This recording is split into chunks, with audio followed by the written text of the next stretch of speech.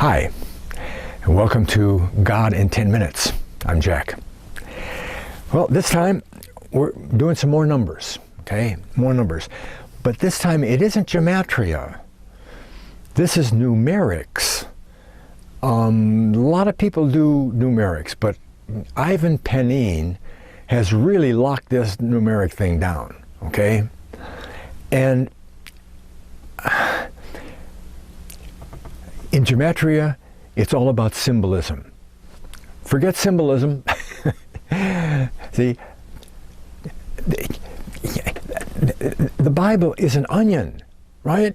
You peel off one layer and there's another bunch of code stuff happening. You peel that layer of code off and there's another code layer, all the way down, okay?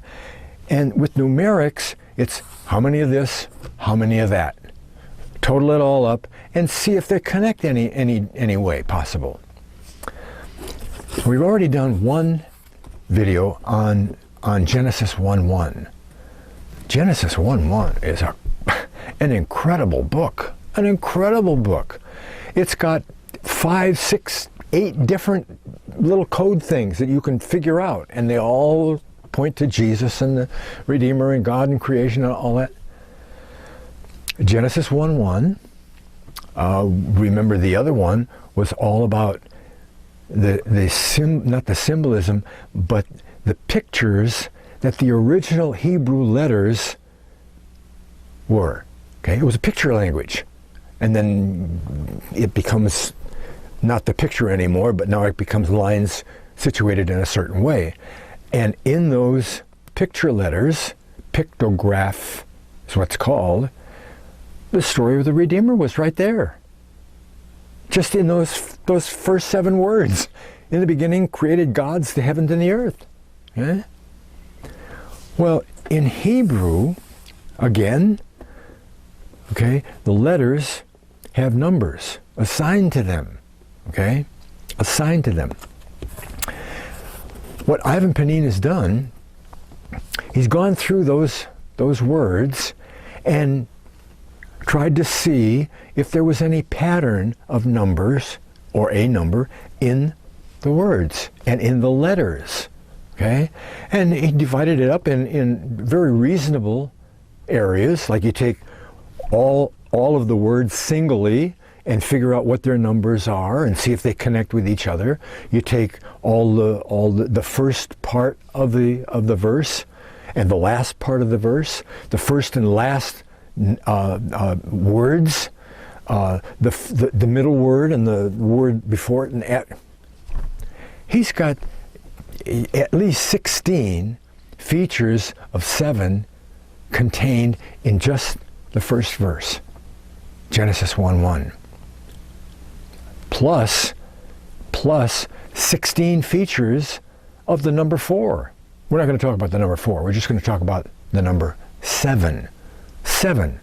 I'm only going to show you 13 of these, okay? Now here's what the verse looks like in Hebrew, okay? So you've got, remember the grammar is different, okay? And it reads from right to left, okay?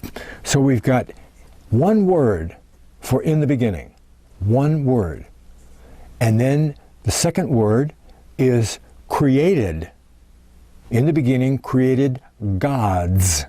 Now that says God, but it's really, where's my pointer?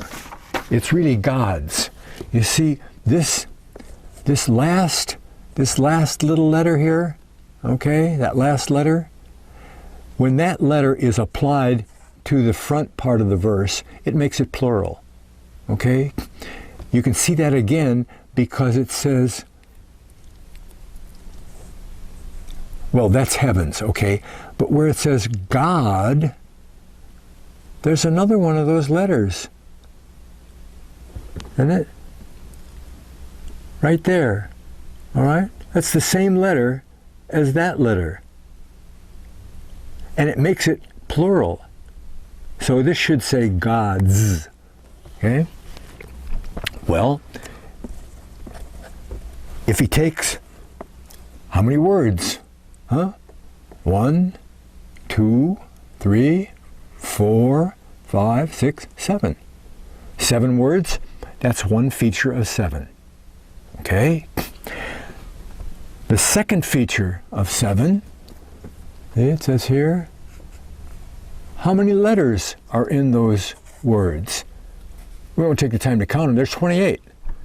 28 letters in the whole verse. That's 4 times 7, right? Number 3 is the first 3 words. The subject. In the beginning, God. In the beginning, created God. Boom. What did he create? The heavens and the earth. Take those first 3 words.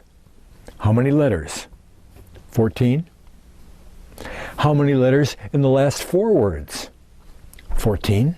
28 letters. You might want to call that 2 features of 7. He only calls it 1.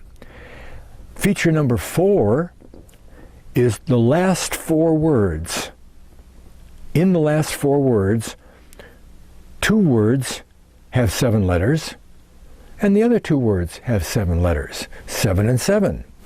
Another feature of 7. In the whole verse, there are 3 nouns, right? 3 nouns. We've got God, heavens, earth. 3 nouns, okay? Out of those 3 nouns, we got a feature of 7 in there. What is it? 14 letters. 14 letters. And of course, if there's 28 letters, then the 14 leftover letters are another feature of 7, okay? But take a look at this part.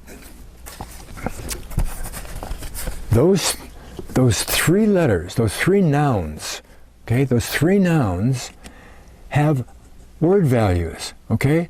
So we've got God's,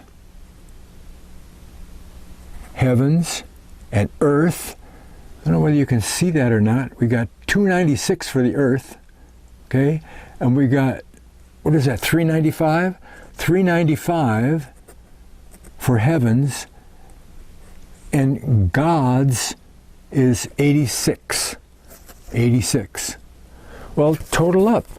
86, 395, and 296, 777. Completion, right? Completion. This one verse is the complete Bible. It's got everything in it, the whole Bible. It's got the Redeemer, it's got creation, it's got everything. There's only one verb, right? Created. The value for that one verb here, created, is 203. Divide that by 7. Get 29. It's 29 sevens. Okay? If we take the middle word, the very middle word, the, and add that to the next word, and then the next time add that to the previous word, we have the middle word plus the one word is 7. The middle word plus the other word is 7 letters. 7 either way, okay? The first, that's feature number 9. Feature number 10, the first and last letters of the 3 words, okay? In the beginning, God's created. The first and last letter of those 3 words totals 42. 6 times 7. The first and last letters of the last 4 words isn't 42, it's 91. 91, yeah. Well, 91 is 13 times 7. Okay, feature number 12. The first and last letters of all the words, the first and last letter of this one, the first and last letter there, first and last letter of all the words totals 1,393. That's 7 times 199.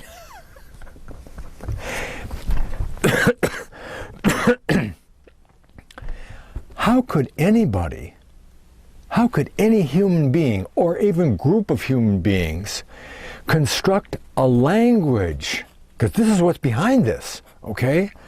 The language is constructed so that when these particular words are used in this way, all of these features of 7 come out.